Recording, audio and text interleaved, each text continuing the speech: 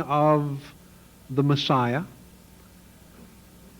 But to assume that the Old Testament and the New Testament somehow are at cross purposes, or that they are different. They are different in some of the legal provisions because of the nature of God's dealing with Israel of old, as opposed to God's dealing with all of humankind through Jesus. But they are one in that they are both from God, that they both record the acts of God and hence the revelation of God's own nature, leading to the greatest act of God's revelation in the person of Jesus and in His death and in His resurrection.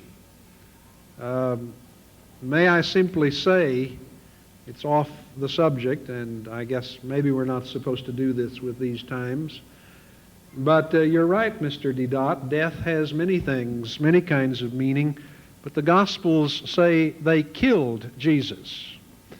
That's very clear.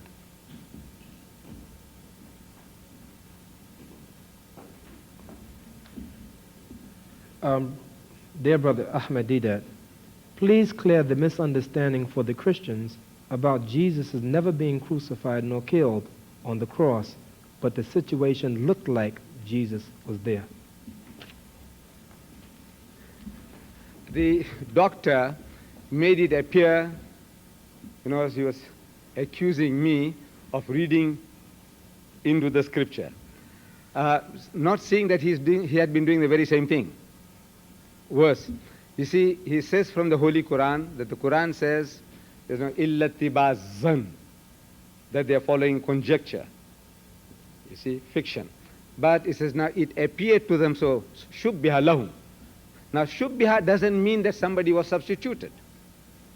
The doctor says somebody was substituted. The Quran says. Now Quran doesn't say anything to that effect. I don't know whether doctor knows Arabic. I'm sure he does, the amount of time he spent in the Middle East. And if you can show from the Quran that this word shubbiha lahum means substitution, it would be something. Interpretations of people is quite a thing apart. We are talking about books. When I'm referring from the Bible, I said, look, your book says a spirit has no flesh and bones. Do you understand that English? A spirit has no flesh and bones. If I were to tell you that because I got flesh and bones, I'm not a spirit, I'm not a ghost, I'm not a spook. I said, is that what it means in your language, you Englishman? Is that what it means in your language? And he says, yes. If I got flesh and bones, then I'm not the other thing. I asked the same question to the Zulu in his language. I said, is this what it means in your language? And he agrees. And every language group on earth, when you say the spirit has no flesh and bones, it means what it says. Now you have to tell me that, look, in my language, when a man says a spirit has no flesh and bones, it means a spirit has flesh and bones. Sometimes we English people, we speak in opposites. See, and we mean the same thing. When we say slow down, we mean also slow up. One fellow says, slow up, man, you're too fast. The other says, look, he's telling you, why don't you slow down? Why don't you slow down? He says, slow down, slow up means the same thing.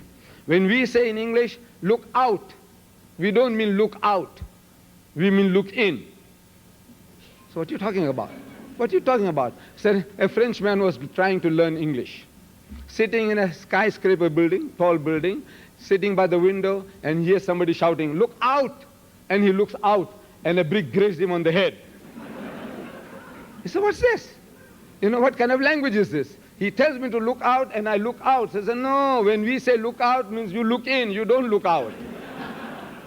Doctor Sahib, I says, please tell these people that in my language, in English, when we say a spirit has no flesh and bones, that it has flesh and bones. Tell them so.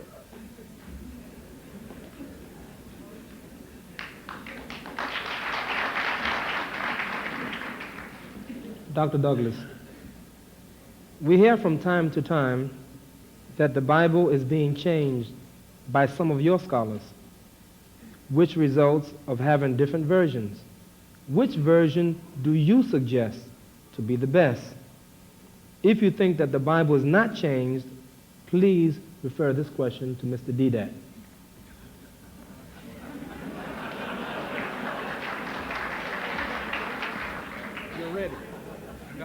You're ready for this. Oh, yeah. I want to be sure he's ready for this. All right. All right. I will refer this to him because he obviously feels the Bible is changed, and so will want to speak to this. I think the Bible is not changed. The question is, which version do you suggest to be the best? Well, now you recognize when you're talking about a version, you're talking about a translation into English, into German, into French, into Arabic. And I suggest that the version is best that most accurately represents what the Greek text of the New Testament says. Like I would say to you, what version of the Quran is best? Is it Sales? Is it Pickthall's? Is it Arterbury's? Do you know these translations? Do you know these versions? Some of you do. Which one is the best? Well, you would probably say none of those. The one that has the English and the Arabic parallel one with another. And I would be glad to submit to any of you, if I could stay here 2 or 3 days, that we'd get half a dozen. We'd pick any text you want, and we would see the difference in the translations into English.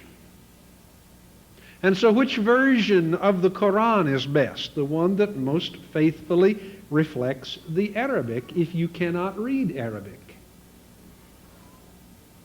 Which version of the Bible is best? The one that most faithfully reflects the Greek of the Bible. And so, in effect, I'd say to you, this one's best. Right here. Right here. Why do I say this? Because this is a compilation of the best of all the ancient manuscripts. And if there are any questions about what the text says, they're right down at the bottom. They're not burned up, hidden away, destroyed, denied, lost, or whatever else. They're right there for you to look at and to ask, what difference do these differences make? And in terms of what this text says, those differences basically make no difference.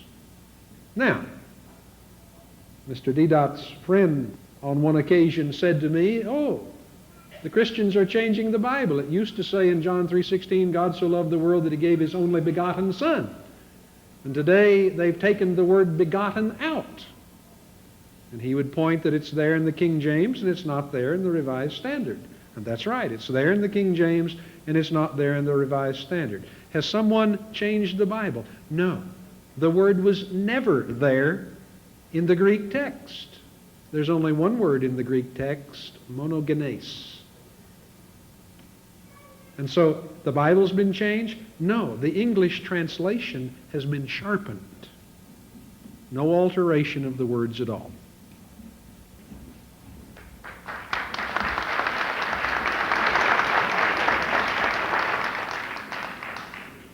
Let me correct Dr. Douglas.